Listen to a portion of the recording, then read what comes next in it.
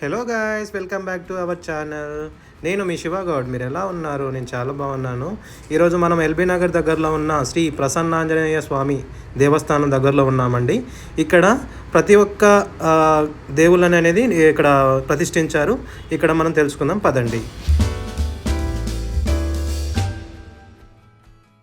మనం ఇప్పుడు మొదటగా హనుమయ్య స్వామిని దర్శించుకుందాము. ఎందుకంటే మనకు ఎలాంటి భయాలు కానీ ఎలాంటి ప్రాబ్లమ్స్ ఉన్నా కానీ సాల్వ్ చేసే స్వామిని హనుమయ్య స్వామిని అంటారు. ఇక్కడ మనం దర్శించుకుందాం, పదండి. ఇక్కడ హనుమయ్య స్వామికి దగ్గరలోనే నవగ్రహాల ప్రతిష్ట కూడా ఉంది, అది చూపిస్తాను చూడండి.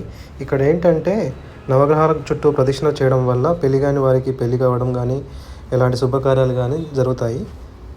ఇక్కడ నవగ్రహాల ప్రతిష్ట పక్కనే శ్రీ సద్గురు సాయిబాబా నాథుడు సాయిబాబా మందిరం ఇక్కడ ఉంది, చూపిస్తాను. మీరు దర్శనం చేసుకోండి. చూడండి ఎంత బ్యూటిఫుల్ లొకేషన్లో పెట్టారో, ఎంత బాగుంది చూడండి.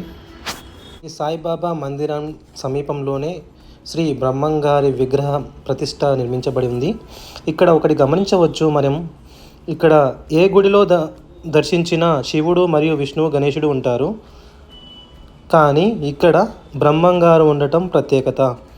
శ్రీ బ్రహ్మంగారి మండపం సమీపంలోనే అయ్యప్ప స్వామి మండపం నిర్మించబడి ఉన్నది. ఇక్కడ అయ్యప్ప స్వామి ఇరుముడి కార్యక్రమాలు మరియు 41 రోజుల పాటు పూజా కార్యక్రమాలు, అన్నదాన కార్యక్రమాలు నిర్వహించబడి ఉంటాయి. ఇక్కడ స్వామివారిని చూపిస్తాను, దర్శనం చేసుకోండి.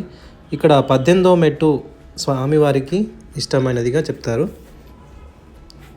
అయ్యప్ప స్వామి మండపంకి సమీపంలోనే శ్రీ గణపతినాథునికి ఉంటారు మరియు శ్రీ వెంకటేశ్వర స్వామి కొలువై ఉన్నారు. శ్రీ వెంకటేశ్వర స్వామి ఆలయం పక్కనే శివాలయం మరియు నందీశ్వరులు ఉన్నారు. మరియు శ్రీ రాజరాజేశ్వరి అమ్మవారు, ఎల్లమ్మ తల్లి అమ్మవారు, శ్రీకృష్ణుడు, సుబ్రహ్మణ్యేశ్వర స్వామి వారి విగ్రహాలు ఇక్కడ ప్రతిష్ఠించారు.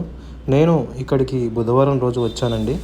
ఇక్కడ బుధవారం రోజున ఘననాథుడికి నిత్య పూజలు మరియు అభిషేకాలు నిర్వహిస్తారు.